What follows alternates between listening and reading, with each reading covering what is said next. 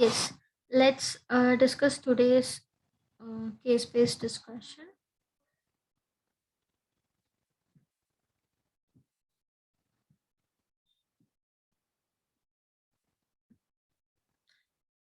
Okay, coming to the question, a 45-year-old African man presents in a dental accident and emergency department with an enlarged jaw. So they are okay. You can make the diagnosis and decide on the treatment. Okay, so they just said that because of some dental accident or emergency department, he came to the dental thing, and then he has this enlarged jaw. So enlarged jaw is present. So the chief complaint of the patient is the lower back teeth on the right side are loose, and his jaws on the right feels enlarged. Okay, so he feels that all the teeth which are on the right side are very loose, and also the right side of the jaw feels enlarged. Okay, so can you identify the picture and tell me what are your findings? What exactly you're finding?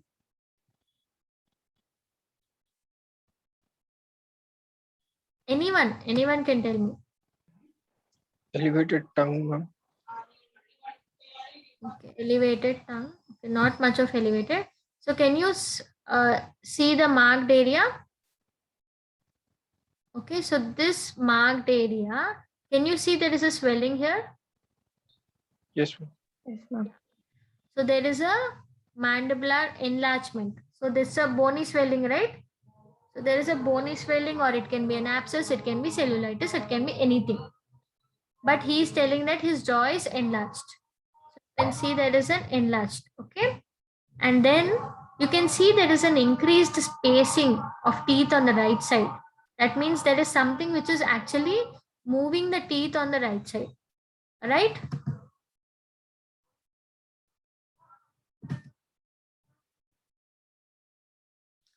Yeah, so these are all the things you can observe. So history of the patient. So patient has been aware that the teeth have been slowly becoming looser over the previous 6 months. So it's telling 6 months, that means it is a slowly. So whatever the condition is benign. They seem to be moving and are now at different heights from his front teeth. So the teeth are moving and they are at a different heights, making his eating difficult. He's also concerned that his jaw is enlarged and that there seems to be reduced space for his tongue. Okay, so he's telling the complete jaw is enlarged. He had recently had the second molar on the right extracted. It was loose, but extraction does not seem to have cured the swelling. So that means it is the teeth are not involved, but the swelling is from the bone. Okay, so we can eliminate abscess here. So the patient is not having pain. So that means it is not involved from any chronic irreversible pulpitis or periapical abscess. Okay, so he has finally decided to seek treatment. So extraoral examination suggests that the man is fit looking, no obvious facial symmetry, but there is a fullness of mandible on the right. That means there is a mandibular swelling extraorally also. Palpation reveals the soft, round, bony, hard enlargement. So when they say bony, hard enlargement, that means the enlargement is confined into the bone. It is not cellulitis, it is not abscess, it is not dentoalveolar abscess or periapical abscess. And it is present both on the buccal and lingual aspects. So, what can you eliminate here when there is buccal and lingual aspects?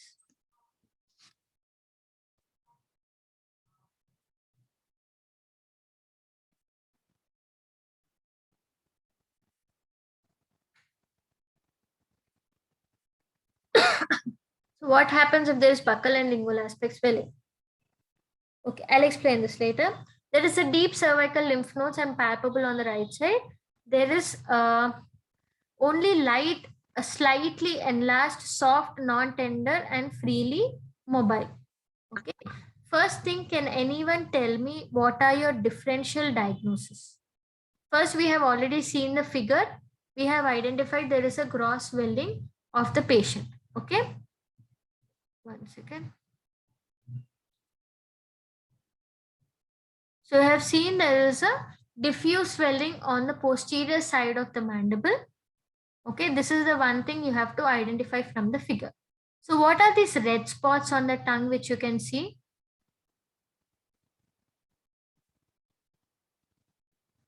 What are these red spots on the tongue which you can see? Petechiae, ma'am. Okay, red spots on the tongue are not petechiae. So these are the normal physiological fungiform papillae.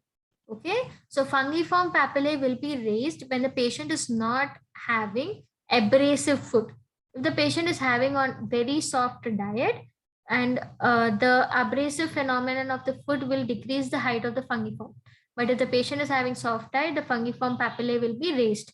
So this is a physiological appearance. Okay, so if you get an image based question telling that, showing this picture and telling that the patient is asymptomatic, the option can be because of the soft diet. Okay, and then now let's talk about this swelling. So there is a diffuse swelling both on right side and left side of the lingual and buccal side on the right side. So what can be the differential diagnosis?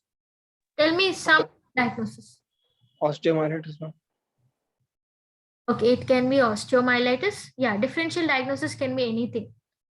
Osteomyelitis. One more, anyone?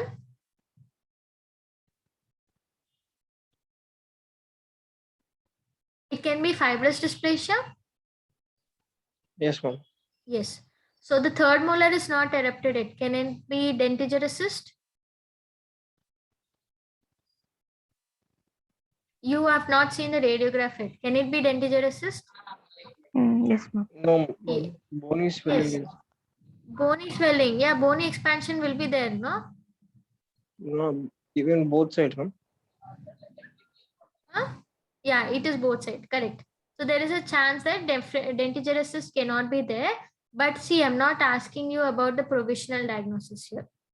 Telling differential diagnosis. Differential diagnosis can anything which will occur in the posterior region. Okay. So it can be osteomyelitis, it can be osteosarcoma, it can be dentigerous cyst, it can be OKC, it can be ameloblastoma also.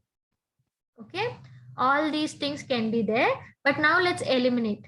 First thing, it is a slow growing tumor and it is not fast. It is within the 6 months. So it is slow growing only, and seeing the lymph nodes are not matted or profusely enlarged, telling that there is a malignancy. So you can remove all the malignant factors here. Now the enlargement is on both on the buccal side, on the lingual side also. So you can eliminate dentigerous cyst from here. Okay. So and again you can remove osteomyelitis because the swelling is since 6 months, and then there is no periapical abscess. Yeah, and the patient is fit, he's not having any fever. Yeah, no fever, no malaise, anything, or any infections from the tooth side. There is only fillings, there are no any abscess, etc. So osteomyelitis is also eliminated. So it can be any cyst like OKC, which will be diffuses into the bone. It can be fibrous dysplasia causing enlargement of the bone and spreading the teeth wider, or it can be ameloblastoma also. Okay. So for that confirmation, you have to take radiographs. What radiographs can you suggest for this patient now? OPG and CBCT. Yes, you can suggest OPG, you can suggest CBCT, you can suggest lateral radiograph or occlusal radiograph. Okay. So here for the pictures, we have got this lateral occlusal aspect. Okay. So as you can see here, this is the bone. So you have multilocular radiolucency. So there is not a single locular, you have this multilocular radiolucency. So what is the feature? What diagnosis can you eliminate here? Even if you see here, it is a diffuse multilocular radiolucency. So bubble appearance can be seen in this view also. So which diagnosis can be eliminated here? Fibrous dysplasia can be eliminated, right? Yes, ma'am. Yeah, fibrous dysplasia does not show this way. So fibrous dysplasia can be removed, and then you can actually it can be OKC or it can be ameloblastoma. Okay, it cannot be any radicular cyst because see, it is arising from the tips, but it cannot be radicular cyst because these teeth are not pulpally involved, these are vital, and the patient is not having any pain with the teeth. He's just feeling that the teeth are floating and the teeth are loose, right? And there is no third molar also, there is no dentition cyst involved. Okay, so for the differential diagnosis, I suggest a biopsy here. So and after the biopsy, these are the features which are seen. So this is the normal histological slide which is seen. This is the magnification of the histological scene. So what can you identify here?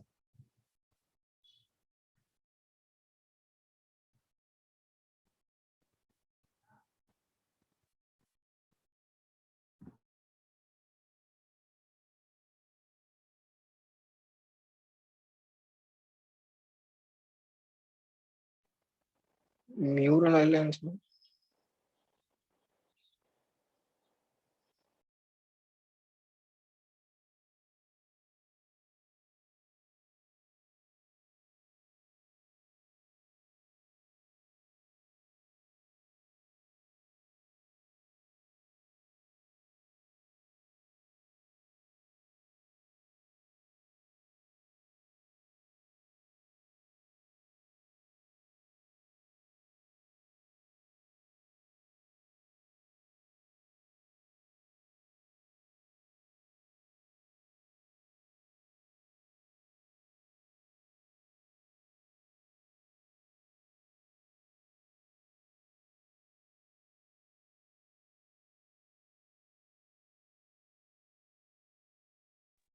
Okay, sorry. What are the things you can identify here?